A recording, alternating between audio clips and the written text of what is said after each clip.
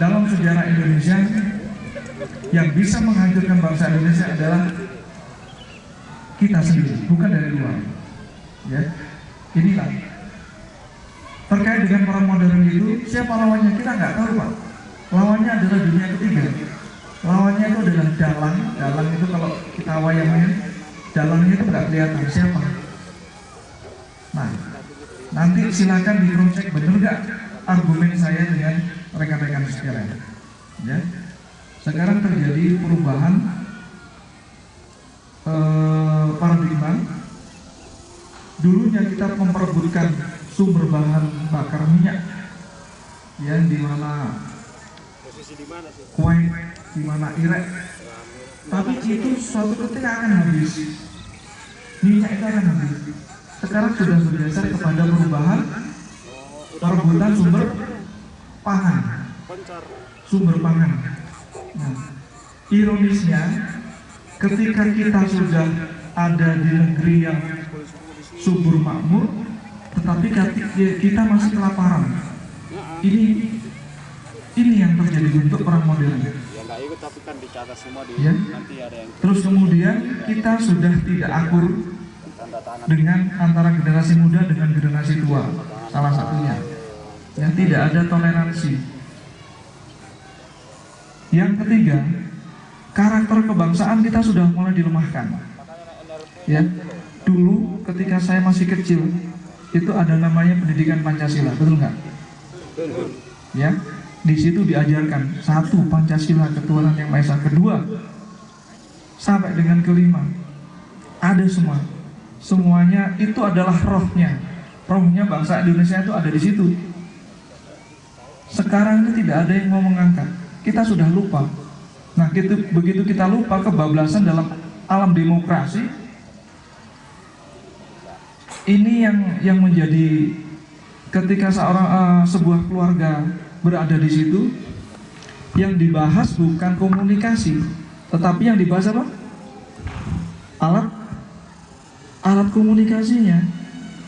Bapak, ibu, anak berkumpul.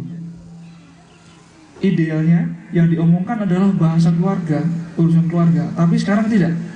Sibuk masing-masing, coba aja. Sibuk dengan apa? HP-nya. Ini salah satu karakter. Dulu anak itu disuruh sudah tidak banyak membantah. Sekarang kenapa sih saya disuruh begini? Kenapa sih? Ya, salah satu bentuk degradasinya adalah pertama, angka kejahatan yang dilakukan oleh generasi muda meningkat. Ya. Kemudian seks pranikah, tahu seks pranikah ya? Hubungan suami istri sebelum menikah itu meningkat. Artinya apa? Moral bangsa yang dilemahkan. Terus itu tugas tanggung jawab siapa? Kita semuanya. Ya, secara sistemik kita dilemahkan. Saya mendapat informasi di Kapencar ini sudah bagus antara kehidupan yang muslim dengan yang muslim, non-muslim itu secara sinergi terjalin dengan baik. Saya harapkan ini bisa menjadikan suatu percontohan dan harus dipertahankan, dikembangkan. Amin ya. Nah itu, saya kasih contoh lagi. Salah satu bentuk perang modern, ya. Dulu Pancasila P4 diajarkan kemana-mana. Sekarang nggak ada.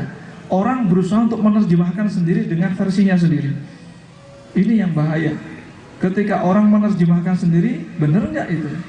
Nah, makanya kita harus nanti kita yang dulunya mendapatkan Pancasila sudah habis semua. Nah, anak-anak kita siapa yang ngajarin? Nggak ada. Ya, nggak ada. Semua dulu masih banyak Assalamualaikum, selamat pagi, nyun sewu. Sekarang enggak Pak, iklimnya kayak ketimurannya udah mulai berkurang. Begitu diklakson, apa kamu klakson? Begitu kena singgah, matamu itu kemana? Udah mulai tensinya tinggi semua sekarang. Ini yang kita rasakan juga. Ya, sekarang orang tinggal satu kampung, ya, udah mulai nggak peduli. Saya dulu tinggal di kampung, Pak. Kampung di sana saya tahu, bener nggak? Sekarang sudah menjadi tren. Ya, coba lihat di Jakarta. Mudah-mudahan nggak ada di sini. Saya yakin nggak ada. Satu rumah, dua rumah. Ditanya siapa? Nggak tahu. Nah, nggak boleh terjadi di sini.